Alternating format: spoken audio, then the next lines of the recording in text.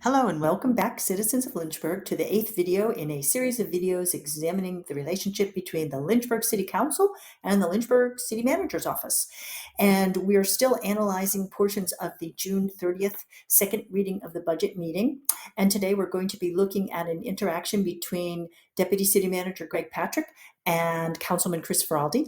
And before we do that, we're going to look into what the textbook relationship between the city manager's department and city council should be. So let's get into it. Okay, why detailed review is necessary. Detailed budget review by the council is not micromanagement. It is a core function of oversight. Without it, the city manager could operate with too much autonomy, potentially making financial decisions that do not reflect the public's will, or concealing wasteful spending. By digging into the details, council members fulfill their duty to represent the public's financial interests and ensure transparency. So that's a very classic description of the relationship between city managers and city council, and it really focuses on the importance of oversight, that city council needs to scrutinize the budget. And it also addresses the obvious elephant in the room, being the fact that the city manager is sitting on top of millions of dollars of tax revenue, and that can't be overlooked. So what is going on in our city council meetings? People say the city council meetings are a circus and everyone is a clown. And it's been made to look that way. Why is that? Okay, we've already identified that there's Team Lynchburg, which is comprised of Timmer, Mischens, and Deemer. And there's Team City Manager, comprised of the head cheerleader, Reed. Then we have Wilder and Faraldi. So you can't have a city council function effectively when half of them have been co-opted by the city manager. So, of course, it looks like a clown show. Every time that Reed talks, it is to defend the city manager's department and make us feel sorry for him and make us feel ashamed to scrutinize the budget. That is ridiculous. So the other factor is they're just, Team Lynchburg is not getting budgetary documents. It's not getting the information it needs to make informed decisions, and that is intentional, and that is a direct violation of the job description of a city manager. So he's not giving them the information. It's like sending a surgeon into an operating room and not telling them what's wrong with the patient. You know, you can't have success in that mission if you do not have information, and they are not being given the information. And it's been going on for a long time.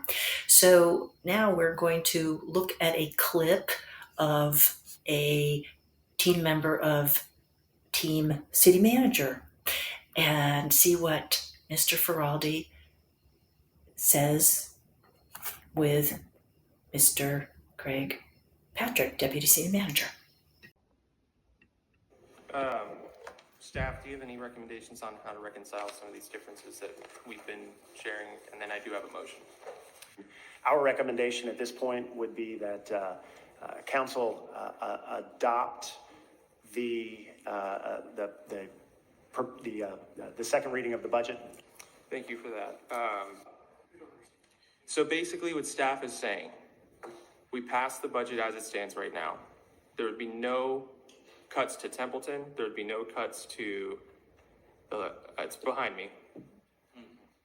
So, and in August, we'd come back and find the ways to keep them going into the future. That's, if that is the proposal from, not the proposal, if that's an option from staff, then I'll make that as a motion. So you're probably thinking, okay, so what do you want me to look at? Well, I want you to notice that Faraldi had the floor and he wanted to make a motion. Now, one of the responsibilities on that day was to pass the general operations budget. So he wanted to make a motion to that effect. But what did he do? He asked Greg Patrick. Greg Patrick is not sitting on the dais. But Greg Patrick essentially came up with a motion that went on to be adopted. Think about that. Now, not only did Faraldi transfer his authority to Greg Patrick, he abrogated his responsibility, transferred his authority, but they both completely ignored two other amendments that have been made to fund those services by transferring roughly $123,000 from the city manager's department. So we have a problem, Houston. And now we're going to see what the head cheerleader has to say about Greg Patrick's motion. Or we're saying, trust them with what they just said, that we can keep these things open and come back on August 26th, and then let us decide that their plan to do that makes sense. So just trust them. Trust them. They cut your programs.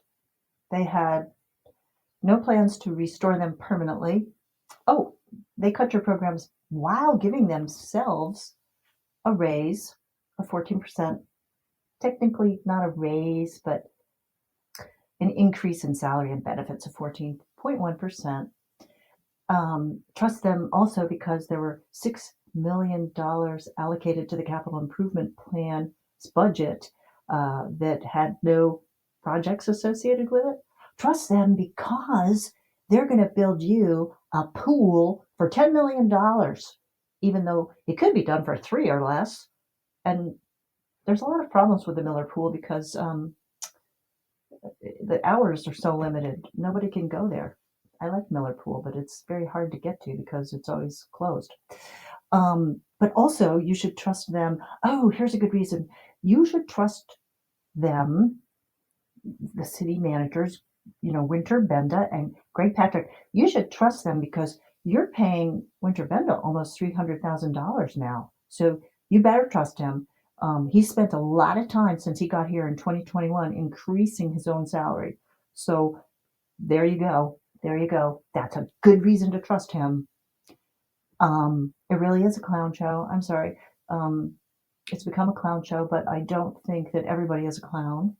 I feel there are people on their Team Lynchburg who really are working really hard for us, and we are not appreciating it because we're not bothering to really look at what's going on. So with that said, I'm going to do one more video, and I'm going to look at parliamentary procedure and Robert's Rules of Order and ask the question, what are they and can they be weaponized? So see you next time. Bye-bye.